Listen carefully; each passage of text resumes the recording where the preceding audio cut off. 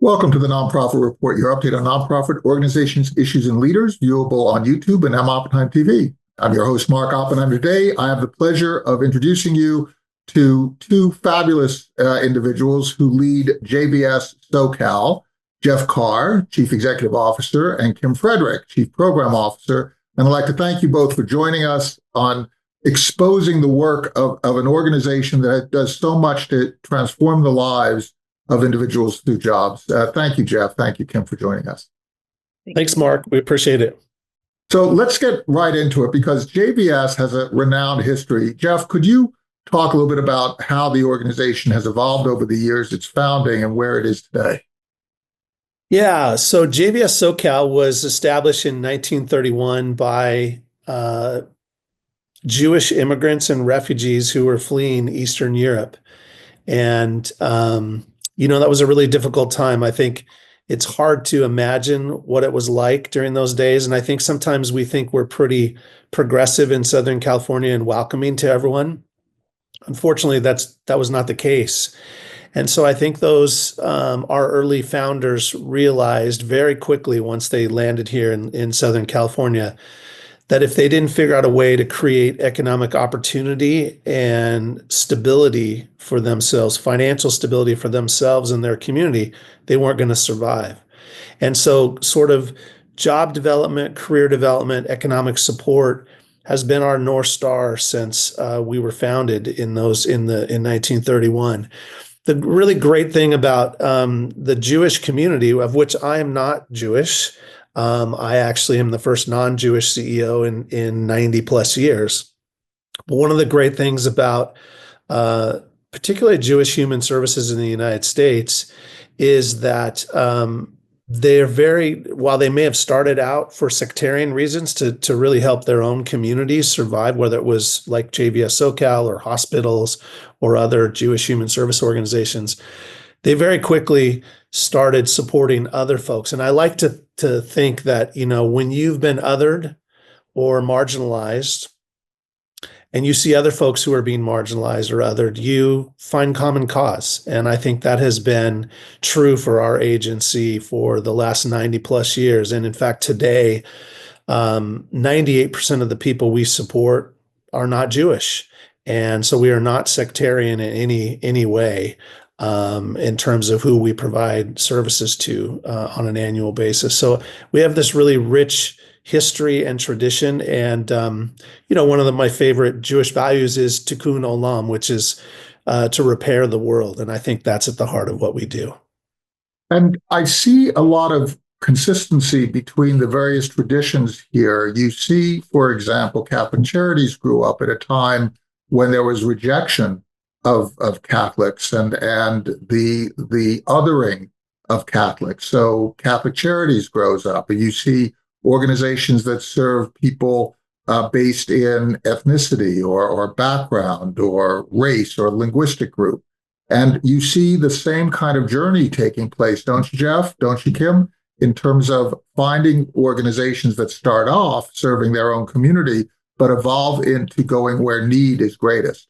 Yeah, I actually went to divinity school, as you may or may not remember, Mark. And I think for me, religion or faith is a powerful driver in our history and the world, right? Unfortunately, it is a driver both for good and some of the best we see in humanity and also some of the worst that religion is used in both ways. And I think sometimes we find our way cycling through at different times in our history where maybe we were better, our better angels were driving the conversation. I think in the 30s and 40s, I think, religious organizations or organizations start out with a faith tradition. I think they understood, I'd like to say, a God who had a much grander vision and acceptance and inclusion than sometimes we find in our present day. And, but that cycles around all the time. But I think you're right, particularly in that time frame in our country. I think often the religion of groups who found themselves marginalized was a powerful motivator for not only their own community, but how they treated other people as well. And I find the intersectionality to be really interesting. So you and I met when we recruited you to run Albertina Kerr, which is Oregon's largest disability services organization. You went to divinity school without a thought really to be where you are today. You had worked in the Special Olympics movement, and then you worked in areas that are adjacent to government. Kim, you also have a very fascinating career arc. You've done work in the arts, and I believe in complete intersectionality between the arts and human services. Talk a little bit about how you came to this role where you're running the program over at JVS SoCal. Yeah, absolutely. Happy to share. So yeah, my career is very much in the nonprofit sector. I have a master's degree in social work and have been working in this field for uh, a long time, let's just say. But I started working with refugees and immigrants in Chicago with the Jewish Federation in Chicago at that time, and from there, just continued to see how really important it is that we work in a holistic way, that we work across communities. I had the chance to work, on the employment side of the house, like how we're doing here, but bringing in also like mental health services, bringing in community centers and things of that nature to service the whole person. And so then coming in here to Los Angeles, JVS was just a really perfect fit for me because it continues to do the workforce development, the really important work there, getting people jobs. And then we also connect, of course, with all the other service providers in the area because you need to take care of the whole person for this to be successful. Talk a little bit about this idea of empowerment versus codependence. There is a very fine line between creating a situation in which one is perpetuating an issue by trying to do good but not letting go, right? And you have this happening on both sides. So in shaping an organization that is focused on independence, respect, empowerment, you're constantly conveying that idea of agency, but sometimes the people to whom you are conveying the idea of agency are having a difficult time navigating that idea of agency. Kim, how do you look at that idea of agency? Yeah. So I would say that, our philosophy is to give a person a hand up, to give them the support, to give them the confidence. Sometimes when they come into us, they don't see where their capabilities lie, where their skill sets are. Looking for work has been really challenging. And I think in terms of how we empower them is that we become their mentor in helping them to kind of see um, where they can shine, see what they do well, do some career development, look at their career interests, do some inventories, and then partner with them. I think one of this is actually, this week is my 2-year anniversary at JVS SoCal as a CEO. And about a year and a half ago, we started doing new employee orientations. And we'll have anywhere from 20 to 25 new employees each month. We have about 300 employees. And one of the things that has been really interesting and ultimately very exciting to me is the number of employees at JVS SoCal who have lived experience, who, you talk to our veterans, the staff who works on our veterans programs, and the number of them who are veterans themselves, who may have been struggling with transitioning from the military to civilian, and how do you transfer those skills, career skills that they learned in the military into a civilian life? Or people in our refugee program, our staff who are refugee program staff, who actually are refugees themselves, who were engineers and doctors and lawyers, in their home country and came to this country because of religious persecution or wars or famine or all kinds of things, who have came here to establish a better life. And in every single program, we have probably the majority of our staff are people who have lived experience. And I think when we have 21 locations, when people walk through one of our doors, you can ask folks one of two questions. Because nobody who shows up at JVS is there because everything's going great in their lives. Something happened. And so you can ask somebody, what's wrong with you? And you'll get a response if you ask somebody what's wrong with them. It's not always necessarily a positive response or the response you want. Or you can ask them, what happened to them? And when that question is asked by people who share an experience from the people that they're serving, I think there's a powerful and empowering thing that happens in that journey together between people who know that road themselves. And it gives the folks who are starting that journey a sense that they can do it, that they can make it, that no matter what barriers they've faced themselves, that there's someone who shares some of that experience with me, who's going to walk with me. And I think that's a really powerful piece of our work at JVS SoCal. I think also that when you're talking about adults who have different experiences, in a sense, this is friendships are a type of therapy, right? Work is a type of therapy. Feeling useful is a type of therapy. Being able to connect with somebody is a type of therapy.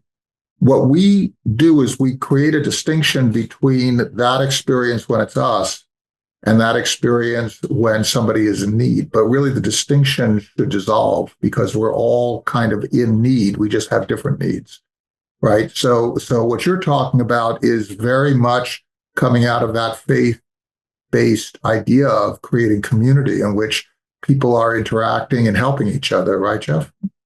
Yeah, and I think if most adults, if they're working full time, they spend probably more time working, other than sleeping. That's probably the largest activity of time they spend in. And I think sometimes we forget the power of work to, as you said, to impact our mental health and our self-esteem.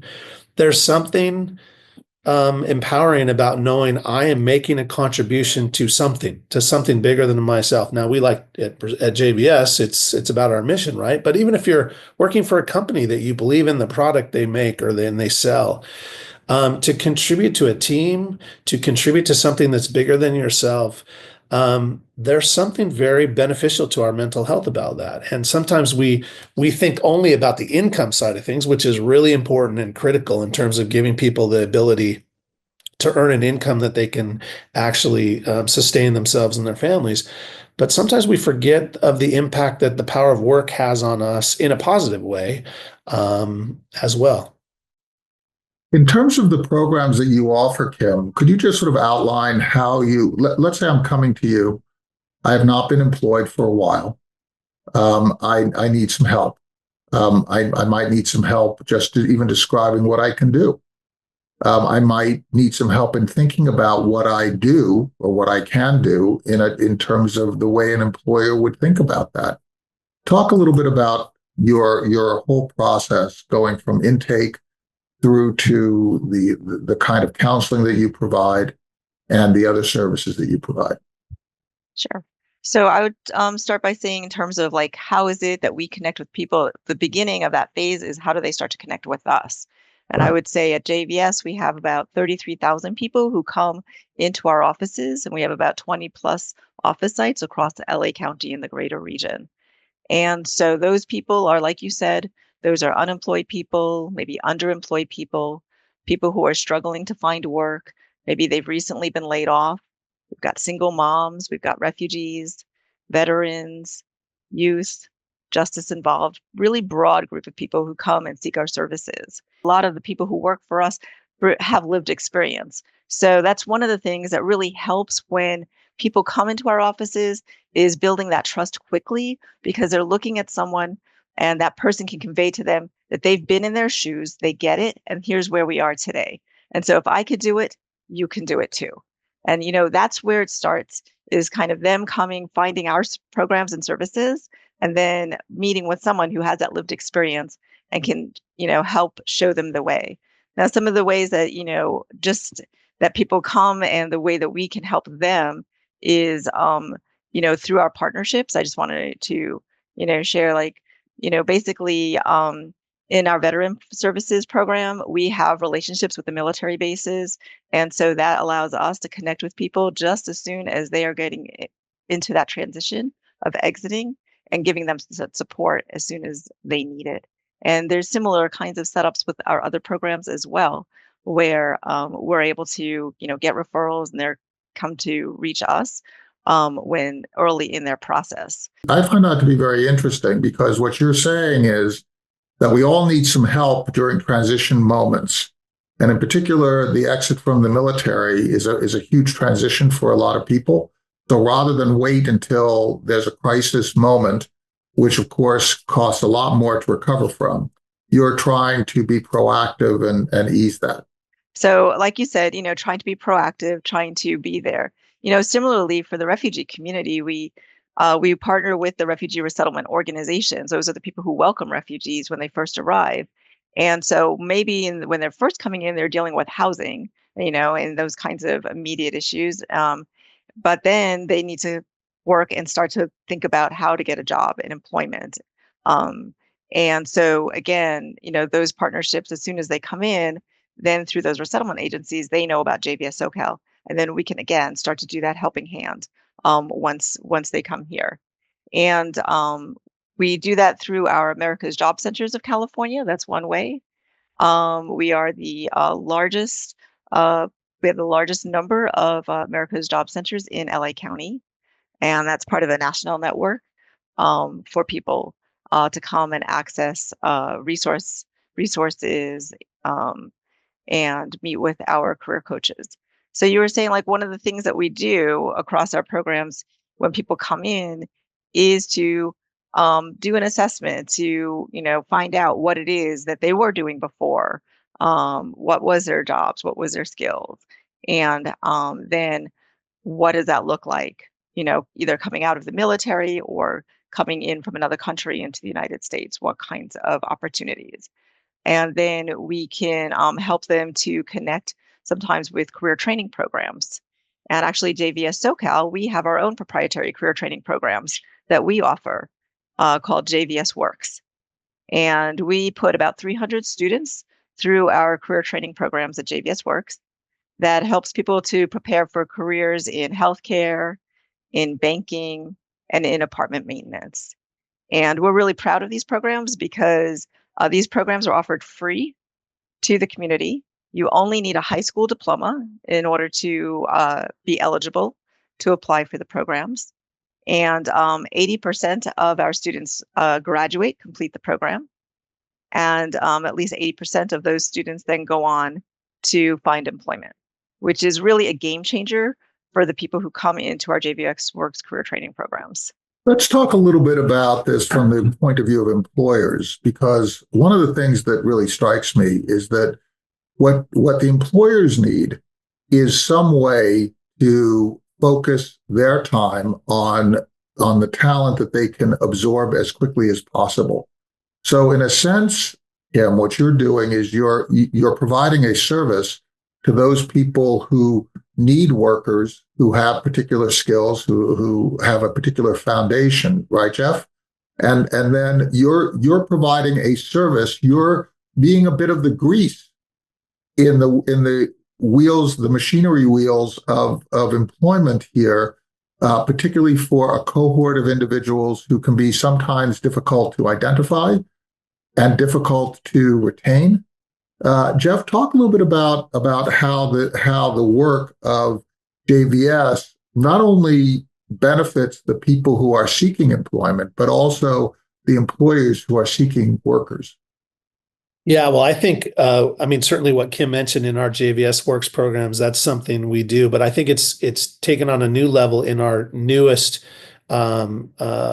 career development program called Imaging Works, and it's a partnership with RadNet, which is it's a publicly traded, one of the largest medical imaging companies in the United States. And their founder and CEO, they had hired some of our CareerWorks Medical, which is sort of the non-clinical health worker jobs, over 40 of them in the last 3 or 4 years. But we honored him and RadNet at our dinner in the summer of 2023.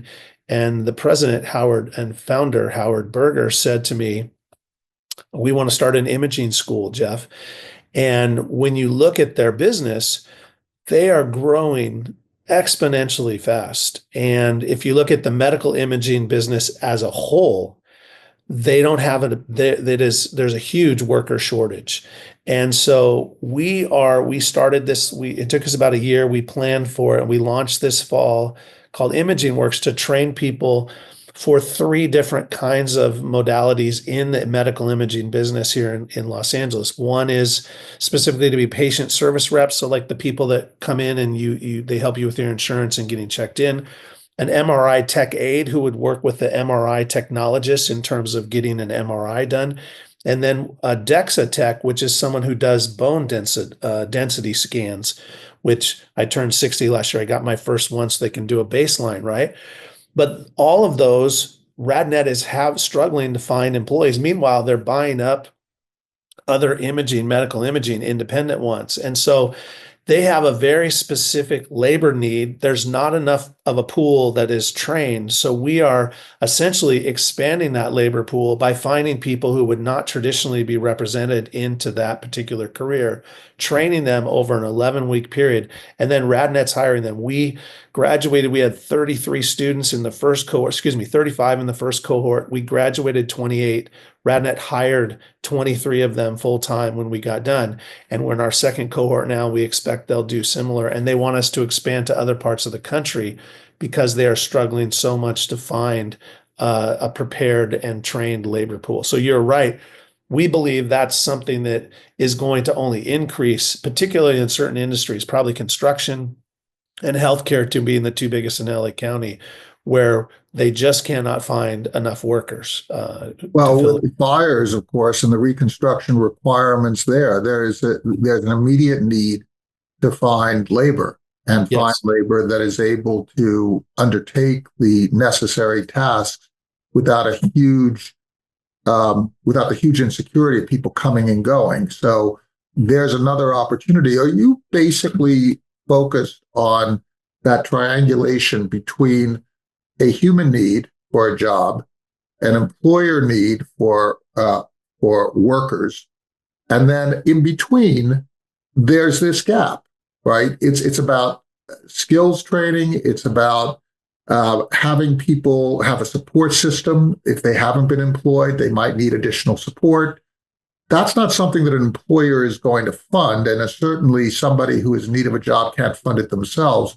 You're basically providing that in-between space. You're filling that in-between space with a number of services, right? Yeah, and I think Kim and I are having a meeting this week with our team specifically to look at how we could build on our Apartment Works training, which gives people an entry level. How do you do sheetrock? They're like on-site maintenance people at large multifamily or mixed use developments. How we can actually morph that into more of a construction trades training program because of the demand of the fires and the disaster we have here in Southern California. But yeah, we specifically, I think what our skill set is we have sort of this vocational training model, right?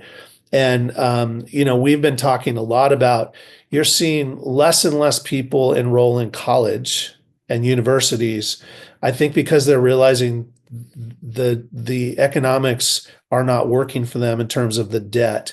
Right now, there's $1.8 billion in student loan debt in the United States of America. And to give some context to your listeners or viewers, that's $6.87 billion with a B, more than all of the credit card debt in the United States of America. And so what students are starting to see, and you're starting to see them vote with their feet, is I don't need to go to college and get a 4-year degree. to actually get into a career. And I think we're trying to figure out, how do we take those high school students, high school graduates, and how do we develop a career path for them that leads them into a meaningful career that doesn't allow them, or it doesn't require them to have a 4-year college degree at the beginning, but how they can over time skill up, and then we can meet that need and fill that gap where we provide them the training, but also provide them with the kind of supports, as you mentioned, that they need to be successful. I want to end this conversation with this idea of serving communities through community service, right? The whole idea of taking all these various needs that communities have and then filling those needs with people coming from the community that have been sort of marginalized. Mm-hmm. It seems to me that there's an awful lot of that going on in the United States, where there's an opportunity to, with a little bit of organizational skill, a little bit of investment, a little bit of self-actualization, a little bit of those people with lived experience serving others who are in a tough spot that they themselves have experienced. It seems like we have a huge opportunity to help here and to strengthen civil society as we go along. Kim, could you give us your take about that issue and how your career has been dedicated to that? And then, Jeff, if you could talk a little bit about the JVS's future in that respect of being almost like a self-healing aspect of Tikkun Olam, the whole idea of having the injured heal the injury. But Kim, could you start us off? Yeah, absolutely. I think that's what JVS is all about. It's creating opportunity for all and making sure that everybody rises. Everybody gets an opportunity to get a piece of the pie, to start on a career. And oftentimes, as you mentioned, the people who we see that come into us, they're looking at, things in life as just a job, but we want them to take that and transform that into a career path, giving you that first step and then growing it from there. And, part of that is where we locate our offices. So we are in the community, we are in Lancaster and Palmdale, where, there's a lot of need, and to upskill, to bring those individuals and to work with employers to make sure that we are making those matches, and it's working with us, it's working with our career training programs, it's working with the community colleges in the area. How do we all work together to make sure that the employer partners in there have the trained and skilled workforce that they need coming from the community? And part of that is, also locating ourselves in the community and working with other partners who are in those communities to make sure that individuals there that are representative get to have those jobs, and building their economic wealth, along the way. So. And Jeff, do you identify yourself as one of those people who needs help sometimes, and therefore by giving help, you're helping yourself? I'm just interested. I never asked you that question, but how do you think of yourself? Well, anybody who doesn't think they ever need help, then they're not being honest with themselves. I'm the beneficiary of, I was adopted when I was 6 days old, and was given up by a 17-year-old single teenage girl who, just that act alone of courage on her part to give me up to another family that was a working class family. We didn't have a lot, but that shaped the direction of my life. So I think all of us need help at different times. And I do think, there's something out of sometimes our own woundedness that gives us the power to help other people. And I think, to your question about, sort of where we're headed in the future, the last year, 2024, was the peak of the baby boomers turning 65. 4.1 million of them turned 65 in this country. By 2034, in 9 years, there'll be more people over the age of 65 than there are under the age of 18. So with birth rates declining and the boomers getting older, we are facing a potential huge labor shortage.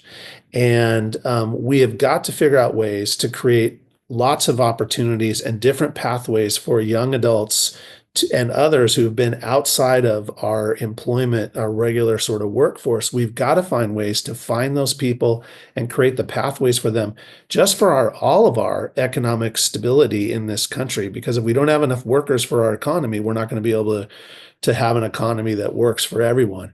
And I think people that have been perhaps marginalized, they've been born in the wrong zip code, they come from communities where opportunity is not as prevalent as others.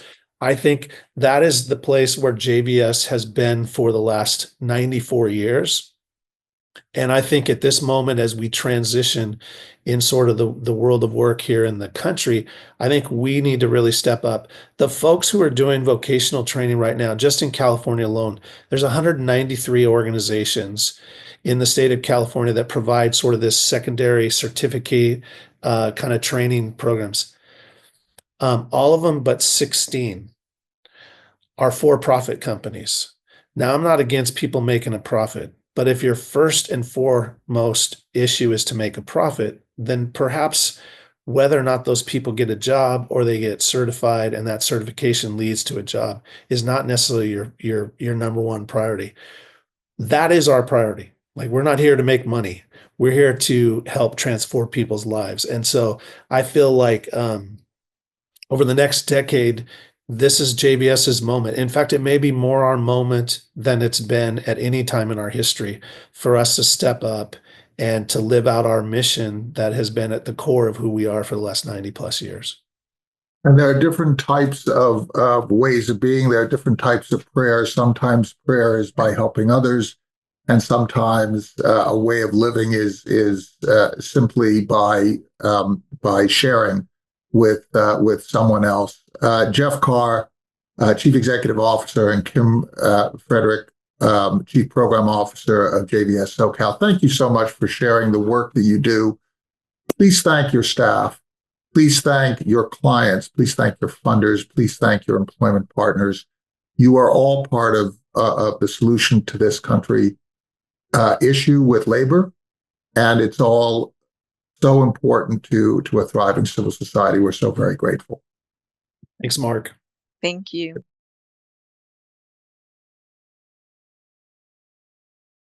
Our work with refugees right now is under threat.